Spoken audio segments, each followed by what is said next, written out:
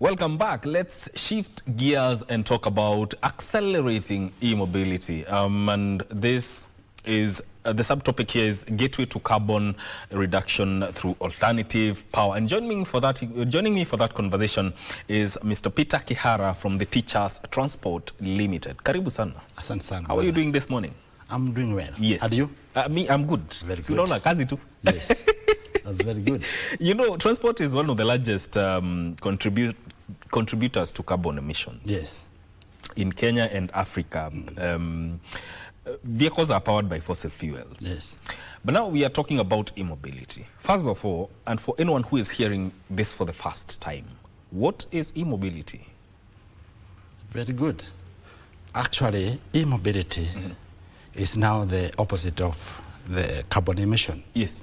It is whereby we are using alternative energy to make the e-mobility a success. That include whereby we are going to use the alternative energy from the solar, from the geothermal, from now electric technology, which we are using now, and which is accelerating, especially in third world countries. And I believe even in Kenya, we are going to do it well. Yes. The issue of carbon emission has been the talk for a long time. Why do you think as at now, we're in 2025, it matters to the country and Africa at large? 2025. In fact, we are late because I happened to visit China and I found they are far much ahead of us. I don't know why we were left behind because you will find that especially on the two-wheelers and three-wheelers, they are 95% on e-mobility. Whereas here in Kenya, I found that data statistics indicate that we are only up to 5%, which means that we have a long journey to go. And it is a combination of effort from all sectors that we align ourselves to the new world through this new technology. The e-mobility is exactly what is going to make us have a better life in relation to the environment, in relation to saving money, and this is where we are supposed to be in 2025. Moving forward. Yes. Yes. You see, you walk around in Nairobi and you see there are a few electric vehicles. We're talking about public transport, buses, and even small vehicles. How do you think, how would you rate the uptake of electric vehicles within the country?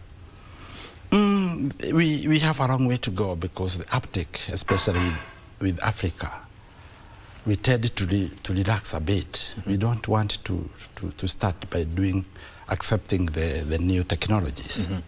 You'll find that even in many ways, in many areas, especially when we were also using the manual cars, we tended to refuse to accept. So the uptake sometimes is low, but with a lot of assistance from various sectors in the government. I am sure Kenyans are good people when they adapt, they accept any new facility that come on their way. And I would urge Kenyans now, because we can see it is coming up, it is catching up in Nairobi. We need to know the advantages of this e-mobility so that we accept it because it is beneficial to all of us. The business people, it is beneficial because especially now, if we give an example of the border sector, whereby they use about 1,000 on fuel. When you go to e-mobility, you are only going to charge at your home at only 50 shillings to translate to 150 kilometers. And if you compare using 1,000 and using 50 shillings on the same performance, you will understand the importance of you catching up with the e-mobility technology, because that translates that if you save 1,000 in a day, it translates that you are going to save 30,000 in a month, which translates you can save 360,000 in 1 year. That's actually good money. And any person who is saying the economy is not very good to them, it is only that we refuse to do things differently. We should accept that changes. The technology, we cannot avoid it. We have to embrace it and catch up with it because it is going to be beneficial and make us have a better life. In line with the Paris Agreement, the decarbonization of transport must meet the 1.5 degrees of degrees threshold. Do you think this is achievable? Definitely, it is. It is achievable, but we have a long way, especially in Africa, because I don't know whether it is our policies that hinder us or it is our level of understanding. But that is where we are supposed to be by the next 5 years, because if we don't take care of the environment, it is going to affect all of us, including the generation to come, including the plants, the environment, the animals. Yes. All of us are not going to have a better life. But when we embrace it to go to the global standard, then we benefit all of us. It is our obligation as the shareholders in this world to make sure that we participate in it and make this one a reality. Sure. When you say the level of understanding, do you think whose responsibility is it to make people know about these things when it comes especially to matters of electric vehicles and their benefits to the environment? Whose responsibility do you think it is to make sure there is enough information about that? Sure. That is the hindrance. People perish because of lack of knowledge. And it is the responsibility for any government to make sure that any new development aligned to the community is taken an effort from the government to make sure that the citizen also understand about this. This is an important phenomenon whereby if I were to be asked, I could say that we start teaching it from the ground, from the basis even to the primary level, whereby every person must understand that it is a combination of responsibility from the government, from the business people, and from every person who is under this universe, that the new technology, especially on green energy, is whereby all of us are going to benefit from it, because this carbon emission, it is where it translates to the ozone layer, which affect the temperatures. And it is known, and we have to agree to it, that we must participate in it. It is my duty also to teach my people. It is your role also, my brother, to make sure that we combine ourselves to make this environment better for all of us, so that we avoid such calamities in diseases. We understand that without a clean environment, you are also prone to various diseases. So the clean air that we need, all of us, to have a better life, it is our obligation, starting from the government present, to make sure that we, the citizen, adapt to it, especially when we come to import these e-mobility vehicles, the lithium batteries. You find that we are also still under heavy tax. It is the duty of the Ministry of Transport and the related ministries to make it easy, to ease it so that we adapt it, and then we catch with the whole world. We are not supposed to be left behind. Yes. We are supposed to catch up, because it is amazing when others are at 95%, we are only 5%. So we have a long way to go, but there is hope that is achievable. Yes. Sure. Well, let's look at the issue of urbanization and the whole idea of accelerating e-mobility. By 2060, it is projected that, by 2050, it's projected that 60% of the population, especially within the African continent, will have moved or will be residing in urban areas. And this goes hand in hand with congestion in terms of traffic. And now this is when we are using internal combustion engine, or the ICE, if you would. So can e-mobility alone solve issues to do with congestion, and how can it positively impact the greenhouse gas emissions? Yes, urbanization is what is there in the coming future.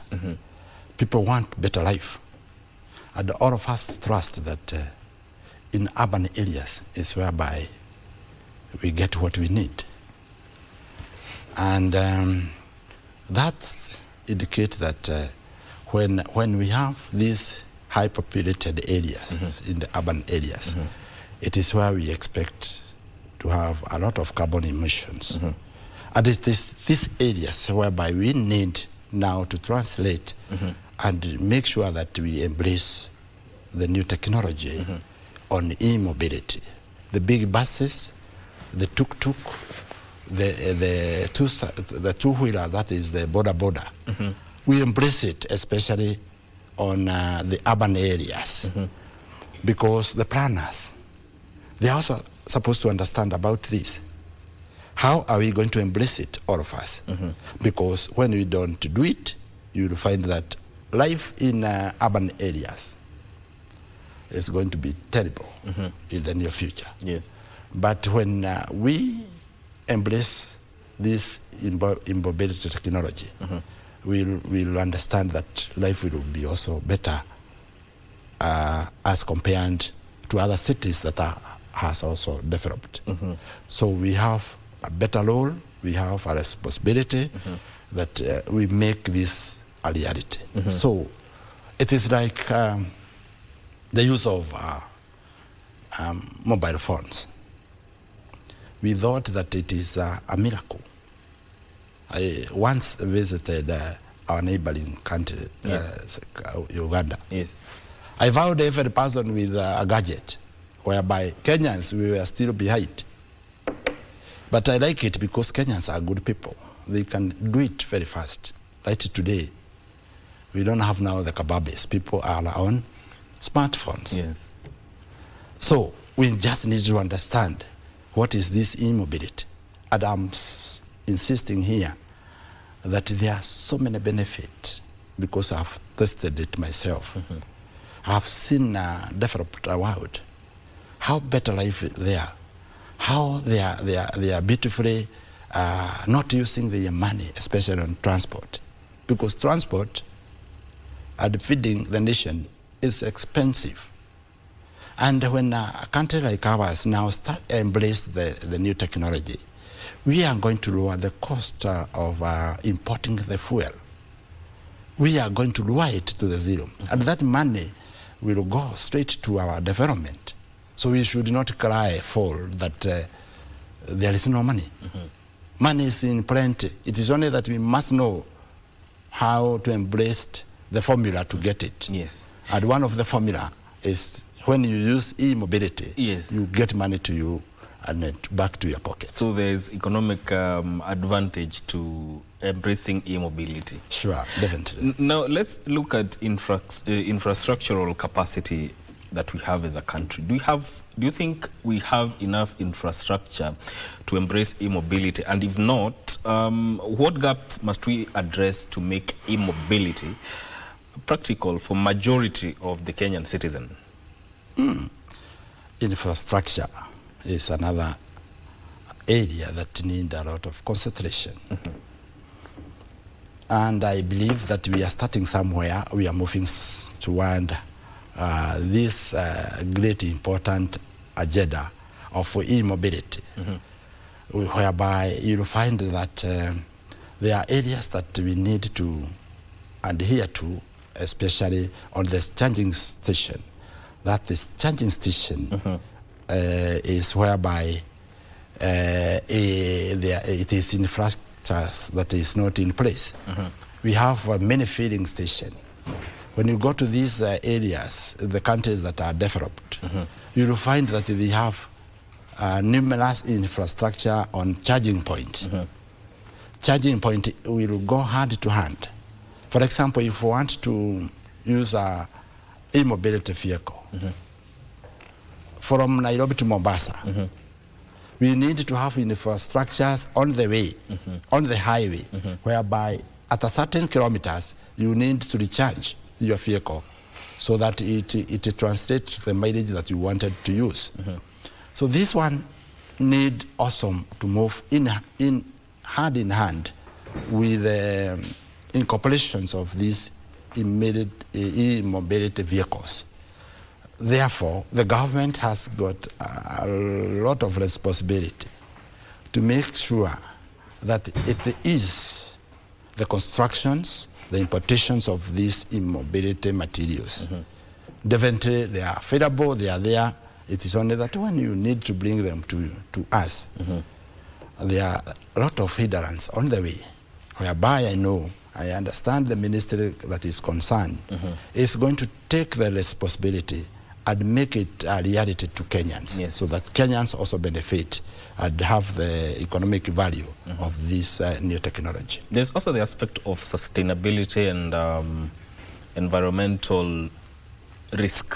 You know, we are talking about using batteries for bodas and the rest of EVs. You know, they are the heart of e-mobility. But when it comes to disposal, how do we ensure that there's safe disposal and recycling, so that we do not replace environmental problem with another, especially when it comes to disposing of these batteries? Sure, brother.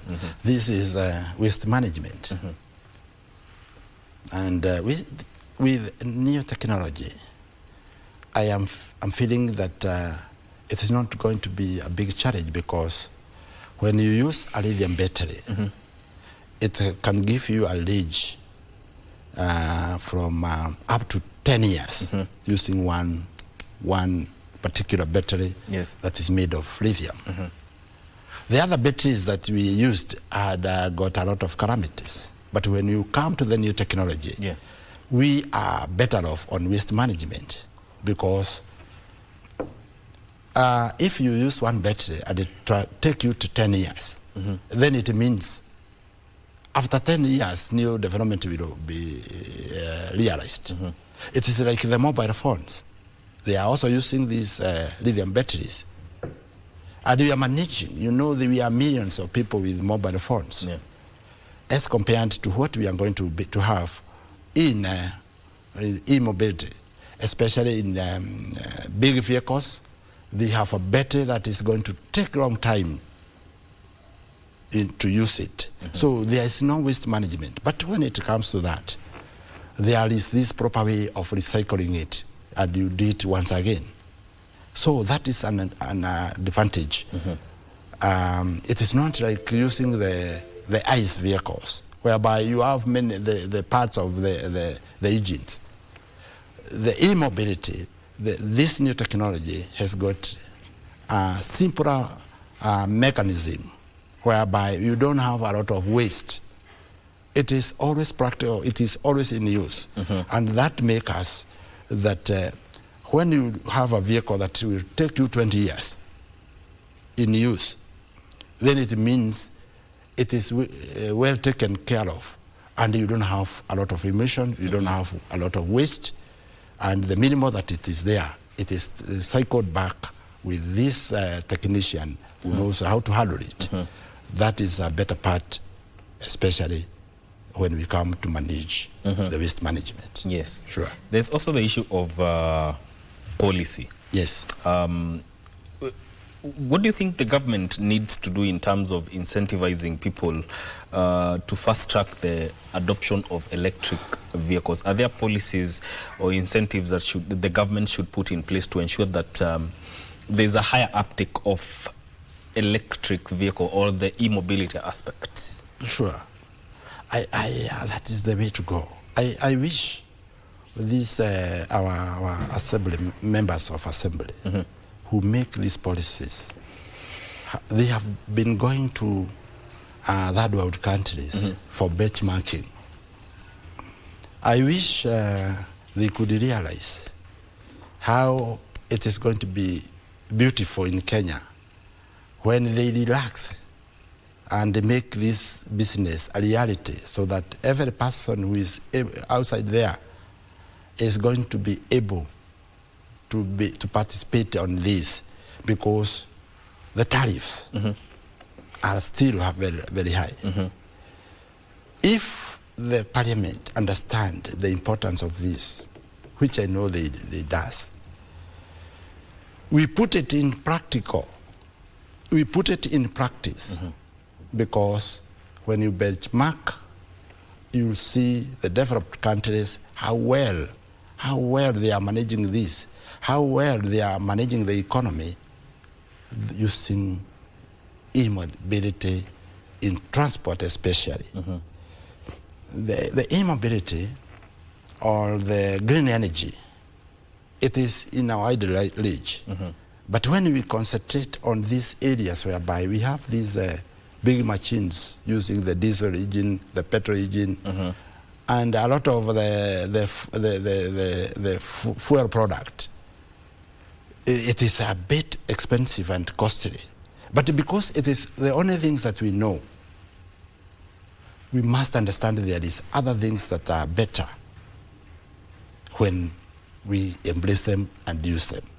I am a witness, and my people who are using our product, they can testify and say that it is a miracle for us to have a better life when you use this new technology, especially on e-mobility. The buses that we have here, I have seen several of them. They are coming up, they are catching up. You will find a bus that has been using that 1,000 Kenya shillings on fuel per day. It is only using less than 5,000 on the charging. So you save the 20,000 on this gasoline. Why not the government understand this? Sometimes they might feel that when we import this fuel, because there are a lot of taxes on it, that we might probably go down. No, we will never go down. We will catch up, we will go up. Because why do they tax? Because fuel is very expensive to import. And this importation take away our dollars, which means when we avoid it, all these monies will come back to our economy. It is going to be the money is going to be circulated within ourselves, and we will feel it in our pocket. It is not like today they are saying that the economy is doing well, but when you go back down to the ground, you will find many of us crying that the economy is bad. It is affecting all of us. But I'm telling them, I'm saying this, money is there, it is plenty. What we need to do is to change the behavior of doing the old way of doing things. We embrace the new technology, and it is wholly from the government down to the smallest business person. They are going to benefit from this. In terms of cost, how does it compare to importing the electric vehicles as opposed to these that use fossil fuel? And how can we balance, if there's a disparity, how can we balance with the long-term savings that the e-mobility tends to promise? Very good. These e-mobility vehicles are somehow expensive. the initial cost is somehow high. But the returns is quite recommendable. It is important. For instance, if an ordinary motorcycle costs 200,000 and the e-mobility motorcycle costs 350,000, the reality is that this person on fuel motorcycle is going to use 1,000 per day on fuel. Yes. Which means he is going to use 30,000 on fuel cost per month. So in 1 year, he's going to use 360,000 plus his 200,000, which was the initial cost of the motorcycle. That is 1 year only. His bike is going to cost him 560. Whereas the one who used just 350 to buy an electric vehicle will have used only 100, that is 50 shillings in a month. That is how much? 50 shillings times 30 is 1,500. Yes. So this person is only going to have used 15,000 in a year. So in many years then, in 10 years time, because a motorcycle can go to 10 years, this gentleman is going to have used 3.6 million on fuel, while this other person is just going to have used less than 100,000. You can see the comparison is like heaven and earth. So the initial cost is there, yes. And I know the much we import them, the much we have, it is going to lower a little bit because the cost of the lithium is the major issue on e-mobility. But that is the engine of it. There is no other service that you are going to do to this vehicle. Yes. They are zero maintenance. They have minimum maintenance. Whereas the gasoline, which you feel that it is not expensive. It is expensive many times. Let's say for a person who would want to, let's say, get an electric motorcycle, how much are we looking at?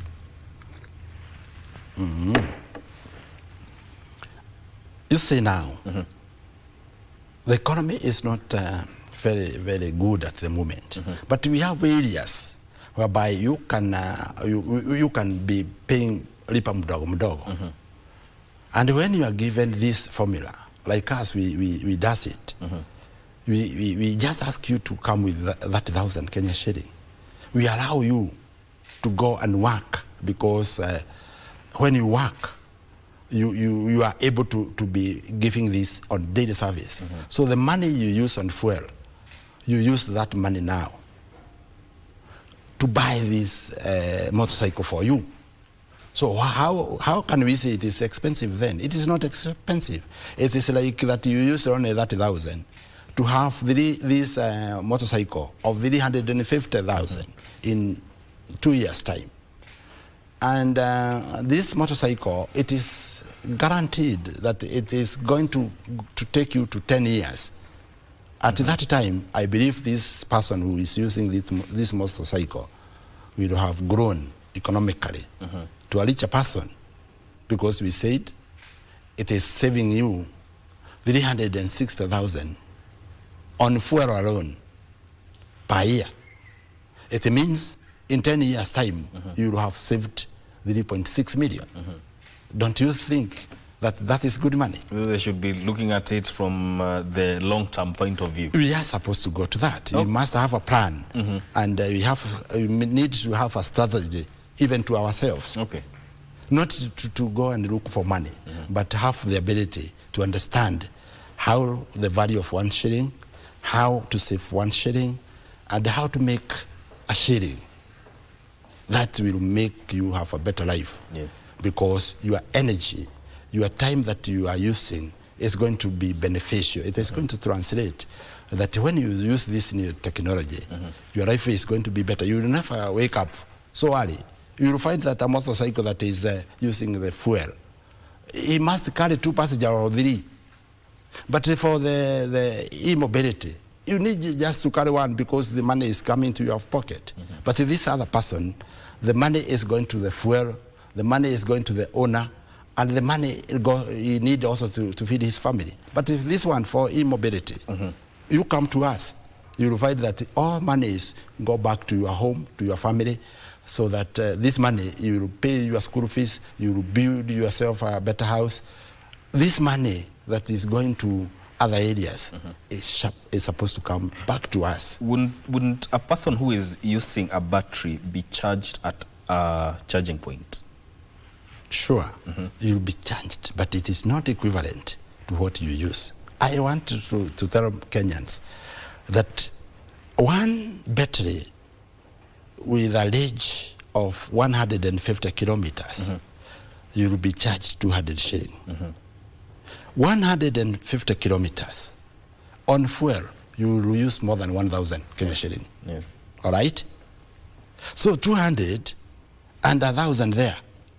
You can see we will have gone the same mileage, but I myself am using 200 Kenya shillings, while you are using 1,000 adafa. It is, in fact, you are going to use 5 liters or more on a motorcycle to 150 kilometers. But this gentleman will just change the battery at 200 shillings. Okay. You can see the difference. Yeah. And Kenyans are supposed to see this, so that tomorrow, all of them are supposed to come to us. We do it for them, so that we change their life to a better nation. Yes. Because when you have better people with better economy, then you have a better country. Now, what would you say are the major challenges that are bringing about a roadblock into total adoption of electric vehicles within Kenya? There are several challenges. Number one, you will say that Kenyans, sometimes I say, we take a long route to understand, to embrace a new technology, and we need to understand about it. Kenyans are supposed to understand that one. Number two, the teaching and the awareness on this new environment also need to be taken seriously. Yes. Number three, the cost of this product also need to be lowered, especially when the government lower the tariffs. It makes it affordable to many of us. Such challenges are the hindrance. So the availability of these, because we must import them, we must also lower the cost on the importation. And that one is possible. And the challenges that are there, they are those challenges that we can overcome because other countries are doing it well. Okay. It is only that our mentality, we must agree that it is not only at your home place that the food is best. We say in our mother tongue that if you don't go out, if you don't embrace a change, you will always remain at one point, just cheating your mind that there are no better green pastures. They are there. We just need to embrace the right people, to the right technology, so that we understand that life we make it better. And it is our responsibility, especially men, because sometimes we say men sometimes sleep and they don't want to change very fast.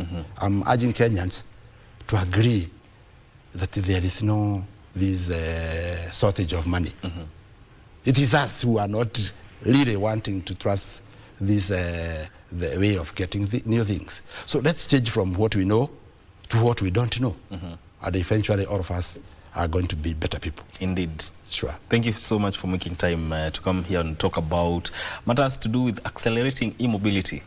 That is Peter Kihara from the Teachers Transport Limited talking to us about that topic. This is where this conversation ends. Don't go too far. Vivian Degwa is up next with Women at the Forefront. My name is Mike Migwi. It's a bye-bye from me for now. Stay with us.